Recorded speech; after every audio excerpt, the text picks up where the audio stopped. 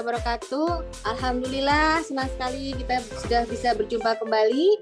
Kali ini kita kedatangan tamu, saya menginterview seorang ambasador yang menurut kami ini adalah orang penting, bukan hanya di dunia nasional, tapi sudah mendunia atau internasional. Di acara Ngobrol Asik seputar alumni SMADA. Untuk itu saya akan undang Bapak Muhammad Kurniadi Koba, SOS MA. Beliau ini adalah, kalau boleh saya ceritakan sedikit, kurikulum vitae beliau yang sangat panjang sekali. SD-nya di Hang Tuah 4, karena beliaunya ini rupanya anak kolong, anaknya marinir. Kemudian SMP 7, dan SMA-nya di SMA 2 Kebanggaan Kita. S1-nya di Hubungan Internasional Universitas Airlangga. S2-nya adalah di Master in European Integration and Development, Vrije Universiteit Brussels. Kemudian tahun 1996 masuk Kementerian Luar Negeri. 1997 lulus Sekolah Dinas Luar Negeri. Tahun 2000 sampai 2004 beliau bertugas di Perutusan RI untuk masyarakat Eropa yang ada di Brussels. Kemudian 2004 sampai 2008 Direktorat Keamanan Internasional dan Perlucutan Senjata. 2008 sampai 2012 Peruntusan Tetap RI untuk PBB di Jenewa. Negosiator isu-isu dan lingkungan hidup, dan kemudian 2012 sampai 2018 Kesekjenan Kemlu, terus kemudian 2019 sampai saat ini adalah Duta Besar atau Deputi Wakil Tetap Republik Indonesia untuk PBB di New York. Sangat-sangat luar biasa, marilah kita simak. Ya, sementara ini saya akan mohon izin memperkenalkan diri dulu, nama saya Indah, saya SMA SMADA lulusan tahun 89, satu angkatan dengan Bapak Koba ini, tapi memang Bapak Koba itu dari dulu memang sudah terkena ranking ya, teman-teman ya. Jadi selalu 3 besar ya. Jadi beliau selalu duduknya di depan, saya di belakangnya. Jadi nggak heran kalau ini beliau luar biasa. Marilah kita simak wawancara berikut ini, karena saya yakin banyak hal-hal yang menarik yang bisa kita contoh dari Cak Koba. Saya panggil Cak Koba aja. Assalamualaikum warahmatullahi wabarakatuh, Cak Koba. Sehat, Cak? Waalaikumsalam. Selamat pagi dari New York. Di sana selamat pagi ya, di sini selamat malam. Jadi Cak Koba ini kita lintas benua ya, Cak Koba ya, interviewnya ya. Saya mendapat kehormatan, jarang loh bisa bertemu dengan seorang ambasador yang luar biasa seperti ini. Mohon Cak Koba, mohon diceritakan nih bagaimana masa kecil Cak Koba dan bagaimana latar belakang keluarga bisa membentuk seorang Cak Koba ini menjadi ambasador perwakilan Republik Indonesia di PBB. Silahkan Cak Koba. Terima kasih Mbak Indah. Jadi seperti dibilang, saya ini anak tentara, anak kolong, almarhum bapak saya marinir, Marijo, makanya namanya Koba. Jadi teman-teman yang marinir mungkin tahu Koba itu apa. Masa kecil saya ya anak kolong, sekolahnya di SD Angkatan Laut, SD Hang Tuah 4 gitu ya. Mainnya olahraganya berenang, ski air. SD Hang Tuah 4 tuh ngetop loh. Itu satu SD yang ekstrakurikulernya renang dan ski air. Jadi kami beruntung di situ. Kegiatan-kegiatannya ya kegiatan anak kolong ya, sekolah, olahraga, ekstrakurikuler gitu. Ya terkenal bandel kan anak kolong. Saya mau sedikit meluruskan Mbak Indah. Saya nggak pernah ranking sekolah itu. Hanya mungkin kalau Mbak Indah ini ranking mungkin ya, tapi kami mohon izin. Kayaknya kami SMA nggak pernah ranking. SMP mungkin ya? SMP-nya? Enggak juga SMP. SD ya. SD. Jadi dari segi akademis mungkin pengalaman akademis saya tidak terlalu bisa dicontoh oleh teman-teman semua, adik-adik semua. Cuman mungkin yang bisa saya share adalah sekolahnya apa aja, yang penting jangan berhenti berpikir. Jadi yang dipakai nanti kerja itu bukan ilmunya, tapi tool of analysis-nya yang kita pelajari, yang kita pakai selama sekolah. Saya sekolahnya nggak nyambung soalnya dengan apa. Saya tuh dulu SMA itu di SMADA kan kalau naik kelas 2 waktu itu masuk A1 fisika, A2 biologi, A3 dan A4 ya. Saya milih fisika A1. Simply karena saya pengen jadi tentara. Terus tapi daftar recovery nggak keterima. Nah terus piye? Kan harus punya backup plan kan. Akhirnya saya kuliah ya HI. Akhirnya nerima Kemlu. Jadi dari situ ya nyambung sih ilmunya ya. Tapi yang saya tangani ternyata misalnya pelajaran-pelajaran yang saya hindari waktu, bukan hindari ya, saya nggak terlalu suka waktu SMA. Saya tuh nggak suka biologi, nggak suka kimia gitu. Tapi ketika saya tugas di PBB di Jenewa, saya tugaskan jadi diplomat, negosiator yang mengenai isu-isu lingkungan hidup. Di antaranya mengenai limbah bahan beracun, limbah B3, mengenai climate change gitu ya, ekspor impor satwa langka. Itu yang kalau pidato, kalau intervensi harus sebutin nama kimianya. Atau nggak bisa saya bilang monyet ekor panjang dari Jawa Timur gitu, atau dari Bali, kan banyak monyet itu situ ya. Saya bilangnya harus mengakak apa gitu, bahasa Latinnya harus diomongin. Jadi mungkin ya tadi itu yang pengalaman dari sekolah yang bisa diambil adalah ilmunya bisa banyak yang kita pelajari, bisa macam-macam, tapi yang lebih penting lagi adalah tool of analysis yang harus kita dapat. Begitu Mbak Indah. Ya, menarik sekali ya Cak Koba ya, dari keluarga tentara. Memang sih biasanya ke keluarga tentara itu kepinginnya memang orang tuanya kepingin anaknya masuk tentara sih, itu benar sekali. Berhubung bapak saya karena anaknya perempuan ya, walaupun itu waktu itu juga saya pengen jadi kowal tapi nggak boleh, tapi itu memang wajar. Tapi terus kemudian berubah ke hubungan internasional ke HI, terus kemudian masuk ke SMA 2. Nah, saya kepingin tahu nih Cak Koba kenapa memilih SMA 2? Kenapa bukan SMA yang lain? Apa keunggulan ya? Dari dulu sampai sekarang SMA paling keren di Surabaya itu SMA 2. Oh, ya. Jadi asalnya as simple as that. Saya nggak mikir yang macam-macam. Setuju. Apakah itu membentuk tool of analysis yang waktu di SMA 2 kan ini kan jurusannya S1 ya. Terus kemudian masuk ke hubungan internasional itu kan sebenarnya emang lumayan jauh ya dari S1 ya. S1 kan biasanya fisika ya. Terus kemudian kimia, ini kemudian tiba-tiba harus ke hubungan internasional yang notabene itu banyak dari anak-anak dari S3. Nah, itu saya masih minta tolong dijelasin tool of analysis yang didapat itu yang menurut Cak Koba itu yang penting apa yang membuat seperti sekarang ini, Cak Koba?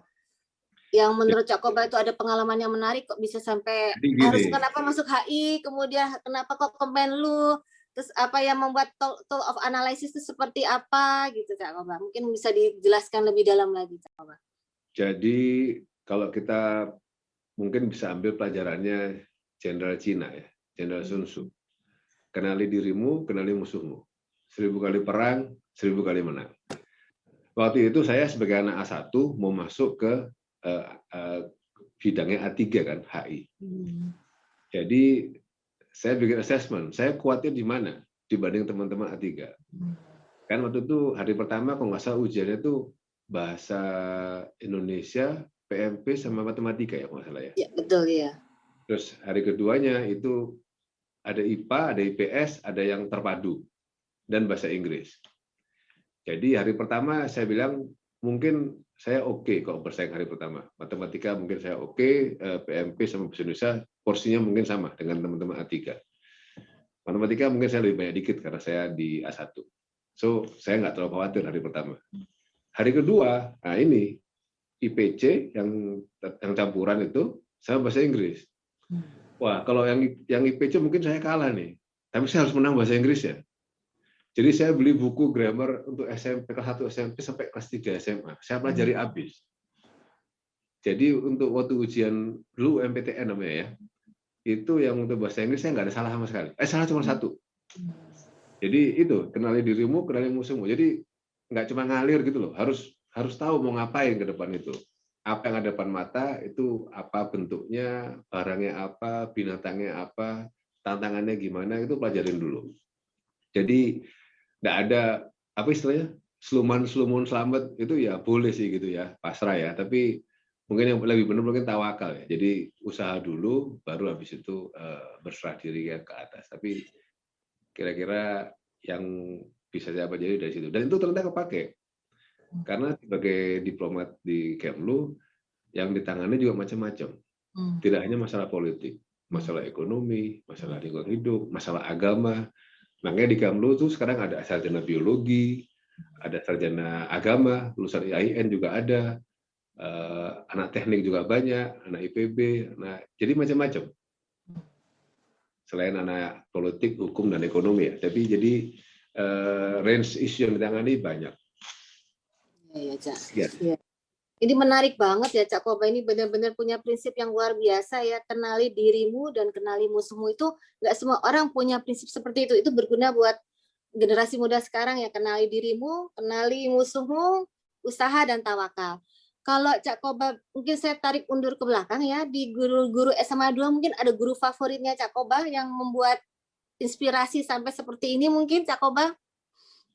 Atau kepala sekolahnya? Atau guru? Karena guru SMA 2 emang keren-keren kok, tapi pasti ada yang membuat yang itu tadi sampai seperti saat ini, selain memang pasti dukungan dari orang tua memang. Mungkin ada, Cak Koba bisa diceritakan? Jadi gini, kalau cari tokoh inspiratif banyak ya. Nanti kalau saya sebut salah satu saya nggak enak. Jadi kebetulan saya dapat teman yang baik. Jadi lingkungan itu pengaruh. Jadi kalau mau Adin bilang kalau mau sukses ya kumpul sama orang sukses. Beruntung saya masuk SMA 2. Di situ banyak orang-orang sukses. Di situ banyak orang-orang yang baik-baik. Jadi kami ke bawah lah gitu kira-kira. Karena pergaulan itu akan pengaruh ya ke karakter kita ya. Kita mau jadi orang seperti apa, itu kadang-kadang teman pengaruh. Kadang-kadang sih, mungkin kebanyakan pengaruh teman. Iya. Jadi dari keluarga tentara, keluarga marinir yang super disiplin, terus kemudian pintar mencari teman, pintar membagi waktu, kemudian dapat lingkungan SMA 2 yang luar biasa yang membentuk Cak Koba sampai seperti saat ini ya. Nah, untuk profesi nih, sekarang kita menginjak profesi. Oh, sebelum profesi saya ingin bertanya, Cak Koba, anaknya ada berapa ya? Kepo. Anaknya ada berapa? Anak saya 2. Ya. Satu 20 tahun, satu 19 tahun. Yo, luar biasa, alhamdulillah. Jadi ini sudah besar-besar ya Cak Koba ya. Sudah berapa tahun sih di New York, Cak? Saya 2 tahun 2 bulan. Sebelumnya di Jakarta. Oh, Jakarta. Jadi kerja sebagai PNS di Kemlu itu diputar-putar tiap 3-4 tahun gitu. Ya, luar biasa. Memang di balik seorang Cak Koba pasti ada keluarga yang lebih baik mendukung sehingga bisa menjadi seperti ini. Itu luar biasa sekali. Memang yang namanya keluarga tuh pasti banyak dukungan. Itu bagaimana ya? Anak-anak di Indonesia apa di sana, Cak Koba? Satu di Indonesia, satu di sini. Karena memang pas saya tugas ke sini, yang pertama udah kuliah. Kalau dipindah kuliah ke sini sayang. Karena yang kedua anaknya baru SMA. Jadi pindah ke sini nggak apa-apa. Sekolah di sini dan akhirnya kuliah di sini. Dan tadi dibilang masalah dukungan keluarga itu benar sekali. Alhamdulillah istri kami ini sangat mendukung. Kebetulan dia juga diplomat. Oh, keren. Keren. Iya, keren. Anaknya di sekolah diplomat. Jadi pahamlah tantangan tugas apa yang harus kita hadapi gitu. Dan berat juga karena ketika misalnya kita harus pisah tugas. Ketika saya di Jenewa, istri saya tugas di Frankfurt misalnya. Oh, aduh, luar biasa ya. Agak berat. Tapi masih manageable karena masih terjangkau lah. Naik mobil dari Jenewa ke Frankfurt itu 5 jam. Kalau di Eropa kan kecil ya. Kalau di Indonesia kan jauh. Di Jenewa tuh 10 menit udah sampai Perancis. Oh iya. 5 jam sampai ke Frankfurt. Jadi kemana-mana dekat gitu. Berarti Cak Koba ini bisa bahasa Jerman ya, bahasa Prancis, pasti bahasa Inggrisnya sudah ngalir kayak air ya Cak Koba ya. Nggak bisa bahasa Jerman. Yang jago bahasa Jerman anak-anak saya. Karena dia sekolah di SD-nya di Jerman. Di sana. Oh, luar biasa. Suatu pengalaman yang menarik sekali itu Pak Cak Koba. Nah, untuk tentang profesinya ini pernah nggak ya mungkin diceritakan sedikit tuh sebenarnya tugas-tugas yang adakah kendala atau mungkin ini kan hubungan internasional itu kan pasti menghubungkan dari antara menjembatani ya Indonesia dengan PBB. ada nggak pengalaman yang menarik atau yang bisa diceritakan yang mungkin bisa buat pelajaran bagi kami yang di sini, Cak Koba, tentang profesinya? Apakah ada pengalaman yang menarik? Negosiasi yang pelalat atau Jadi bagaimana? Kayak saya rasa tuh susah loh, Cak Koba, karena untuk menjadi negosiator itu tidak mudah. Sangat tidak mudah. Benar tadi, to analisis, kenali musuhmu, kenali kemampuanmu, itu tidak mudah untuk seorang yang apa ya, itu kita harus banyak belajar. Nah, belajarnya itu selain dari buku, mungkin apalagi kali Cak Koba, pengalaman atau bagaimana? jadi mungkin pertama ya, kalau mulai jadi diplomat itu yang pertama karakter. Jadi pertama dia harus cinta bangsa, cinta Indonesia. Nanti kok jadi diplomat tuh ada aja yang jelek-jelek di Indonesia. Wah, Indonesia ini enggak mutu, kok orang Surabaya bilang gitu. Wis gak mutu kok ini segala macam ini apa. Tapi somehow entah gimana kita harus cari itu salah. Mutunya gimana? Jadi dan kerjaannya banyak banget gitu ya, banyak banget gitu. Dan long hours ya, panjang waktunya. Jadi jangan ketipu dengan diplomat cuman yang resepsi-resepsi yang glamour gitu ya. Ini memang harus. Kita harus mencitrakan cita positif yang keluar kan. Jadi kok ada mungkin ngelihat hasil akhirnya itu adalah kepala negara salaman atau tantangan sesuatu. Sebelum itu kejadian, itu Menteri Luar Negerinya, dirjennya, direkturnya, diplomatnya udah mungkin sebulan lebih tuh aturnya segala macam itu. Jadi yang cuma 5 menit selesai itu persiapannya bisa lama. Betul ya. Seringkali lama. Jadi jadi harus punya endurance. Jadi persiapan, jadi ada apa ya? Selain karakter mungkin komitmen untuk untuk serving your country gitu. Wah, ini luar biasa ini. Saya garis bawah ini, serving your country itu luar biasa. Nasionalismenya banget itu. Luar biasa. Ya, karena tidak tapi terima kan, jadi serving your country-nya di Deplo aja gitu. ya sebenarnya serving your country ya bisa di mana aja ya, tapi ini luar biasa karena kalau jadi diplomat tuh nggak boleh salah ngomong, betul ya Cak Koba ya, harus ngomongnya memang harus didasari dengan saya merasa sangat terhormat, sangat privilege ya, bisa mewakili 260 juta rakyat Indonesia gitu, ketika bicara. Jadi seperti saya bilang tadi, jadi behind the scene-nya tuh banyak. Kalau nonton film kan suka ada tuh behind the scene-nya. Behind the scene-nya diplomat tuh banyak. Bukan hanya baca statement di PBB atau salaman-salaman atau sebagainya, tapi endless meetings, ada endless negotiations, lobbying, Zoom meeting, macam-macam. Apalagi sekarang kebetulan di New York itu bedanya 11 jam dengan Jakarta, musim panas ini. Kemarin musim dingin bedanya 12 jam. Kita udah mau tidur, Jakarta lagi ngantor gitu kan. Jadi koordinasi kadang-kadang sampai malam-malam gitu. Ya, tapi gimana? Emang harus begitu. Jadi endurance harus tinggi. Ya, betul. Tidak mudah lah itu Cak Koba untuk berbicara dengan, apalagi ini pakai bahasa asing, dengan orang asing yang karakternya pasti jauh berbeda dengan orang Indonesia, itu pasti bukan sesuatu yang mudah ya. Itu melatihnya gimana itu Cak Koba ya? Itu sebetulnya tidak mudah tapi menarik. Jadi yang menarik lagi sebagai diplomat ini adalah kita bisa tahu gimana cara orang lain menyelesaikan masalah yang sama yang kita hadapi. Masalahnya sama, tapi ngelihatnya dari sudut pandang yang beda-beda. Dari latar belakang budaya yang beda-beda, latar belakang karakter orang yang beda-beda. Itu menarik. Kita bisa banyak belajar dari situ. Berarti memang suka baca ya kayaknya ya Cak Koba ya. Rajin membaca ini ya, membaca situasi, membaca politik yang ada, keadaan politik yang ada di Indonesia maupun yang ada karena ini PBB ya Cak Koba ya. Bahagia banget itu bisa punya banyak teman, itu luar biasa itu Cak Koba, go internasional.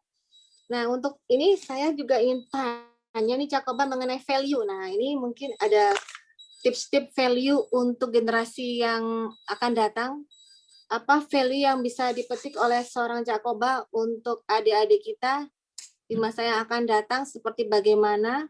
Selain tadi sudah banyak, Cak Koba ini memang benar-benar ambassador yang luar biasa, karena mau ngomongnya nggak banyak, tapi benar-benar bermutu itu sangat luar biasa karena tidak semua orang bisa berbicara seperti itu. Mungkin ada tips-tips lain selain yang tadi, Cak Koba, untuk value untuk generasi yang akan Jadi datang. ngimpi itu boleh, harus malah. Jadi set your goal high.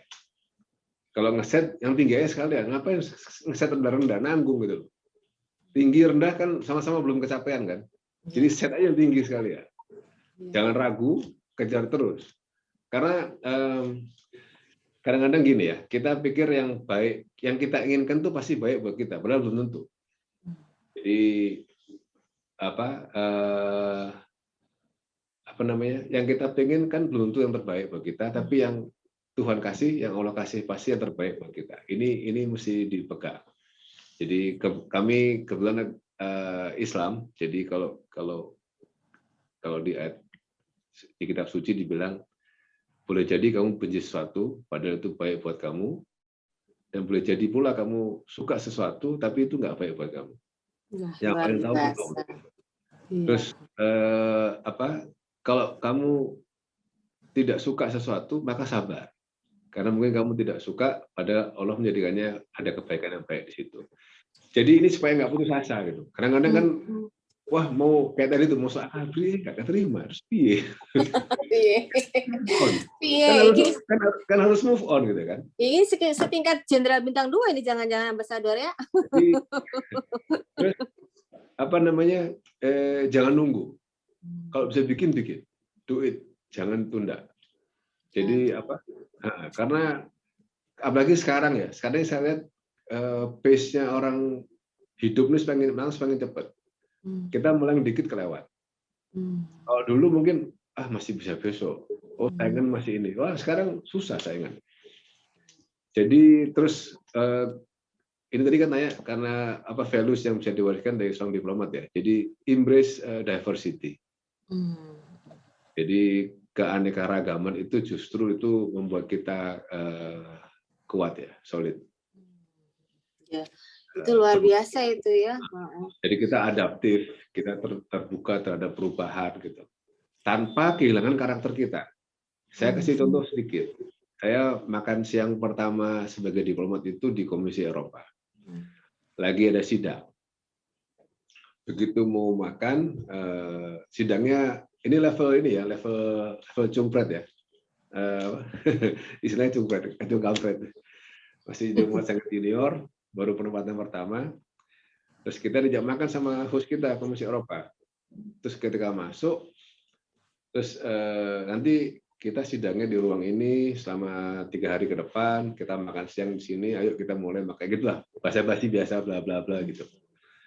Terus tiba-tiba dia berhenti bicara, terus dia ngomong bahasa Perancis. Kalau di situ ada kapten roomnya ya gitu ya, dipanggil, terus tiba-tiba mereka sibuk, mereka mindahin beberapa minuman sama makanan.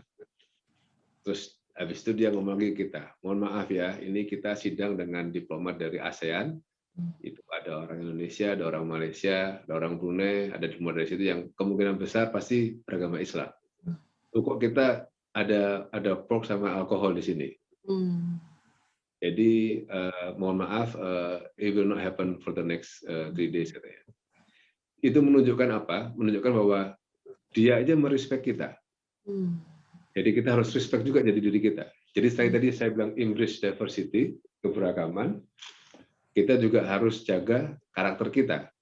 Karena kalau kita nggak menghormati diri sendiri, kita nggak respect diri sendiri, orang lain nggak akan respect sama kita. Jadi itu mungkin yang ini. Terus berikutnya apa ya? Mungkin kuasai teknologi ya. Diplomat kok nggak paham teknologi repot nanti. Iya, betul. Medsos nggak paham, suruh ini nggak paham, kelewat. Karakter tadi saya bilang, saya ulang lagi kok boleh. Banyak perusahaan-perusahaan besar juga sekarang tuh nggak cari pegawai berdasarkan ilmu aja, tapi malah mungkin karakter. Saya pernah diceritain siapa ya teman itu Citibank itu kalau hire orang, contohnya nih satu contoh aja, bukan promosi Citibank, dia apa namanya nggak cuman lulusan ekonomi atau fakultas ekonomi atau perbankan, tapi dia di segala macam. Tapi yang diutamain adalah karakternya. Di Kemlu juga gitu. Mungkin itu ya Mbak Indah ya. Menarik. Cakoba, ntar ini karakter tuh maksudnya karakter yang seperti apa tadi, yang kuat, yang disiplin, yang berani keluar dari zona nyaman, mungkin seperti Cakoba ini benar-benar keluar dari zona nyaman, yang bisa menghargai orang lain tapi tidak meninggalkan karakter budayanya. Nah, untuk anak-anaknya sendiri nih Cakoba, apakah Cakoba menginginkan anak-anak itu seperti Cakoba misalnya harus jadi diploma juga atau mungkin lebih dari situ? Ini bagaimana Cakoba? Kira-kira nanti bagaimana itu untuk anak-anak, pendidikan anak-anak? Anak-anak sih terserah aja ya, mereka mau jadi apa gitu. Karena kita nggak tahu kan rencana Allah ke mereka apa gitu. Tapi kan sudah pasti dibilang rezeki mereka sudah diatur sama Allah gitu kan. Jadi ya udah. Daripada nanti kita suruh-suruh terus nggak jadi, nanti sebenarnya sama kita lagi. Ini sih dulu.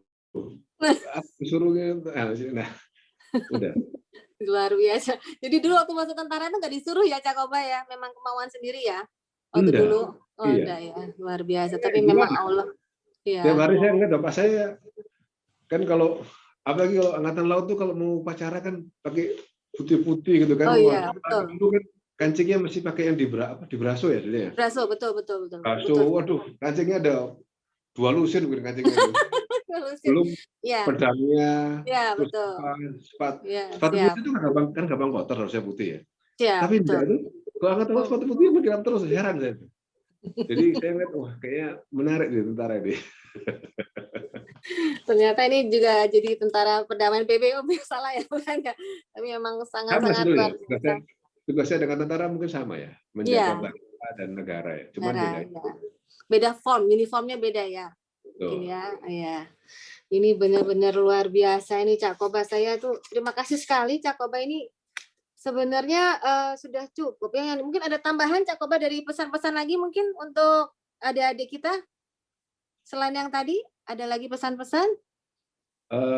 Di masa pandemi inilah contohnya nih, yang kita memang kuliahnya itu selalu pakai online gini ya. Terus susah ketemu dengan, ya tidak bisa berkomunikasi langsung dengan guru. Mungkin ada tips-tips supaya mereka tidak mudah down mungkin ya di masa pandemi seperti ini. Mungkin kalau di Amerika mungkin lebih ini ya, lebih disiplin ya dibandingkan di Indonesia. Mungkin ada tips lain di masa pandemi khususnya saat ini, Cakoba? Olahraga itu olahraga juga penting. Jadi bukan cuma belajar tuh bukan cuma otak aja yang dilatih, tapi fisik juga perlu. Karena dalam mens sana in corpore sano tuh dalam tubuh yang sehat ada jiwa yang sehat. Gitu kira-kira ya. Lama saya nggak dengar itu. Ini dokter Indah tanya jadi ingat saya. Iya, Cakoba. Karena kalau nggak suntuk kita. Di rumah terus, belajar terus. Kami di New York waktu pertama kali ada COVID-19 ini, itu sampai bulan apa ya? Mulai Maret, April, Mei, mungkin sampai awal Juni kali ya. Itu benar-benar shutdown. Nggak ada yang keluar rumah, nggak ada yang ini. Times Square yang rame itu, the city that never sleeps, New York, itu benar-benar kosong.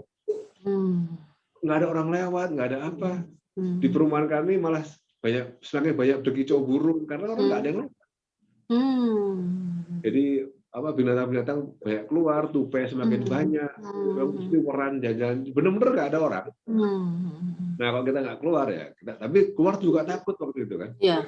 Tapi setelah ini mulai pakai masker, ini keluar jalan-jalan, itu membantu meringankan pikiran. Jadi saya pikir kalau di masa pandemi ini ya belajar online sih online, tapi tetap sepedaan, lari atau sekedar jalan kaki aja keliling-keliling kompleks juga mungkin oke. Iya, betul. Setuju untuk mencapai mens sana in corpore sano ya, Cakoba, karena kalau jiwanya nggak kuat, sakit-sakitan, gimana mau masuk kerja, karena pekerjaan Cakoba ini luar biasa berat. Salah satu perwakilan Republik Indonesia, bukan hanya ya kita dia mewakili berapa 250 juta ya kali ya orang Indonesia yang ada di kantor pusat PBB. Saja belum pernah tuh ke PBB tuh Cakoba. Jadi kalau misalnya saya boleh simpulkan ya Cakoba ya, seorang Cakoba dari Surabaya, lahirnya di Surabaya Cakoba ya? Terus Saya, kemudian ternyata di mana? saya lahir dan besar di Surabaya. Oh, di Surabaya. Jadi perjalanan hidupnya yang sangat menarik. Seorang Cakoba ini dulunya kepingin jadi tentara, yang intinya sama-sama sekarang tuh juga sebenarnya tentara, tapi lebih tentara dengan uniform yang berbeda, sama-sama membela atau membantu masyarakat Republik Indonesia, rakyat Republik Indonesia di forum internasional. Dan ada beberapa tips-tipsnya yang saya rasa sangat menarik sekali, karena yaitu tadi membentuk karakter, kemudian harus mengerti tool of analysis untuk menjadi seorang diplomat, dan itu pasti belajarnya bukan hanya 1-2 tahun, pasti selalu belajar, dan belajar, bukan hanya dari buku saja, tapi juga melihat karakter orang lain, mana yang diambil, itu tadi kejar terus, jangan ragu, set your goal, dan kemudian lingkungan, teman-teman lingkungan yang baik itu akan mempengaruhi kita, kayak gitu ya Kak Cakoba ya. Dan yang terakhir itu tadi, tawakal dan usaha, dan jangan gampang menyerah, itu yang sangat-sangat luar biasa. Jadi ini mungkin saya rasa sudah cukup ya, karena ini memang menarik. Boleh nambah nggak? Kan? Oh boleh nambah Jadi dengan senang. biasanya ini anak-anak daerah gitu ya, itu suka inferior. Jadi takut nggak jelas gitu. Wah, engkau salah, engkau ya apa ya? Nggak usah. Wis sikat aja wis. Kalau orang arek Surabaya sikat aja wis. Sikat aja. jangan merasa inferior. Oh nanti ini nggak usah. Kita nggak kalah kok. Kita bisa. Jadi jangan inferior. Dan tadi itu Surabaya itu kan sangat diverse ya. Kita mungkin tidak semua orang Indonesia tuh wakilnya ada di Surabaya. Iya, betul. Orang Jawa Timur ada, orang Madura ada, orang Batak ada orang Arab, orang Cina, segala macam ada. Ada, iya. Itu modal yang bagus buat maju, karena by nature bangsa kita itu juga sangat majemuk. Kita punya hampir 1.000 suku bangsa. Kita punya hampir 1.000 juga living language, spoken language ya. Ketika saya cerita ke teman-teman saya di sini, kalau saya ngomong bahasa Jawa, istri saya nggak ngerti. Kalau saya ngomong bahasa dia, saya nggak ngerti. Oh, istrinya orang mana, Cak? Kita orang Manado. Oh iya. Jadi mereka heran, loh kok bisa? Loh iya, kita punya 250 juta orang, tinggal di 17.000 pulau, terdiri dari 1.000 suku bangsa, ada sekitar 800-an living language ya, yang bahasa yang kayak orang Irlandia itu punya bahasa tapi mati. Nggak dipakai bahasa Inggris. Kita pakai bahasa Jawa, bahasa Sunda, bahasa Madura, itu masih living language, spoken gitu. Nah, jadi by nature kita sangat diverse dan sangat rugi kalau kita tidak mengembrace diversity itu. Karena itu yang membuat kita strength itu. Dari perbedaan-perbedaan itu saling melengkapi, bukan saling menjatuhkan malah. Nah, arek Surabaya itu by nature itu diverse. Jadi ya pakai itu keunggulan kita gitu sebagai anak Surabaya, sebagai anak Semada gitu. Luar biasa. Kan saya dulu ikut AFS ya, pertukaran pelajar tuh. Intinya kan juga gitu kan, belajar tinggal di budaya yang beda, ini apa. Di kita sudah banyak. Jadi mungkin nggak usah jauh-jauh ikut AFS. Ke Surabaya aja. Itu karena Cakoba itu memandang sesuatu itu selalu positive thinking. Jadi selalu positif, optimis, keluar dari zona nyaman, dan selalu menghargai atau mengimpress diversity dari ya itu tadi ya Bhinneka Tunggal Ika itu ya Cakoba ya. Tapi kalau nggak positif rugi sendiri. Misalnya ada sesuatu, kita mau positif mau negatif, kan belum tentu bisa kita ubah juga gitu kan. Iya, betul. Nah, kalau kita deg-degan nggak jelas, khawatir nggak jelas, positif aja wis. Bismillah jalan wis bikin wis. Ya, luar biasa, memang positif tinggi itu memang membuat karakter kita lebih positif dan juga lebih matang, dan untuk berpikir juga, apalagi nih perwakilan daripada rakyat Indonesia yang ada di PBB. Sepertinya ini sudah cukup kayaknya ini Cakoba, ini mungkin mohon maaf mengganggu waktunya, ini bentar lagi mau kerja lagi ya. Di sana jam berapa sudah, Cak? Sekarang jam 10.25. Oh, 10.25 ini lagi sedang kerja. Untuk Cakoba sukses terus ya dalam perjuangannya, walaupun tidak memakai uniform tentara, tapi uniform yang lain yang sama-sama membantu rakyat Indonesia, membela kepentingan rakyat Indonesia di dunia internasional. Salam hormat untuk keluarga, semoga selalu sehat, sukses, dan tambah sukses, tambah sukses, tambah sukses. Terima kasih, selamat pagi ya di sana ya. Di Surabaya. Ya, terima kasih. Buat semua warga Semada. Ya, terima kasih Matur Nuwun sangat. Mohon maaf diganggu waktunya.